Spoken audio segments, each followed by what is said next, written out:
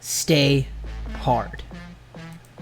That's what David Goggins probably said to Dereck Lively last night after a thrilling OKC Thunder Dallas Mavericks game that featured impressive plays by Dereck Lively, but not in the many ways you'd think. In fact, the most impressive plays were definitely his free throws. Sinking those free throws in the fourth quarter when the Dallas Mavericks were intentionally fouling him was super important to them winning this game. And it wasn't all easy for Dereck Lively. As you see there, with just 6 minutes left to go in the game, he ended up missing the second free throw after he being intentionally fouled. He's not a good foul shooter, just over 50% for the season, and definitely the worst foul shooter on the Dallas Mavericks team that was on the court, and basically on the team besides Daniel Gafford. What you see is, even after going 1 for 2, the OKC Thunder are still going to have the exact same plan right here, as Jalen Williams is just going to basically tell the ref that, hey, I'm going to foul Dereck Lively. And so he fouls him once again. He went 1 of 2 last time, remember? So let's see what he'll go this time.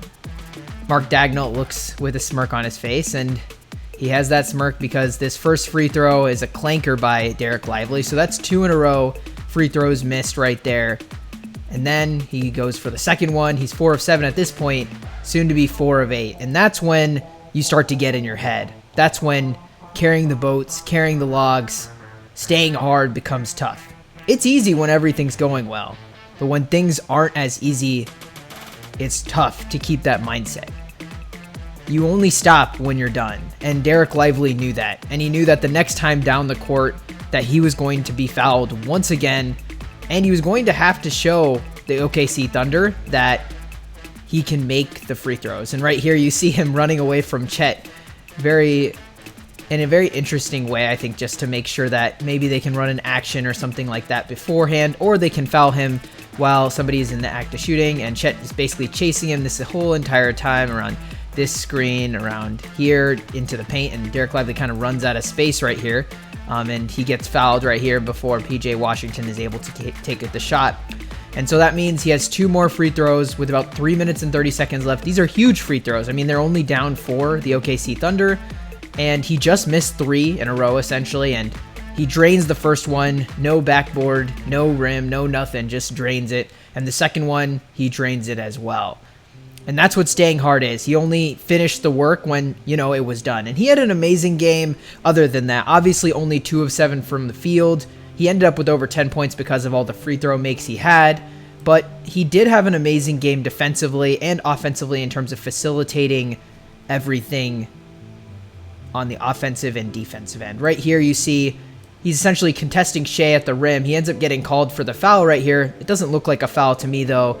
Just to show you some of his rim protection ability, he's able to block Shea on this specific clip pretty incredibly, knock that ball right out of bounds, showcasing his defensive ability. And the reason that the Dallas Mavericks want to keep him on the floor and making those free throws is definitely a key way to see him on the floor even longer in Game 4 specifically. Right here we have Dereck Lively actually initiating the offense, passing the ball to Kyrie Irving and setting an immediate screen onto Jalen Williams. They really like to basically try and get a big, or what the OKC Thunder have as bigs in Chet and Jalen Williams, onto Kyrie Irving or Luka Doncic, because they just feel like that's a huge mismatch. And the Dallas Mavericks are a huge mismatch attacking team.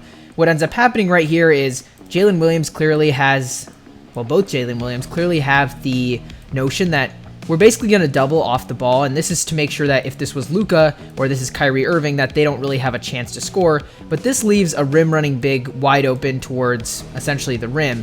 And with bringing Jalen Williams into the action, their supposed center on this play, there's really no rim protector whatsoever. And so that leaves a wide open, essentially dunk opportunity for Dereck Lively, and there's really nothing that Shea could do to guard the rim on that specific play. And this is an action they love to go throughout this game, and will continue to likely go to in the fifth game of this series.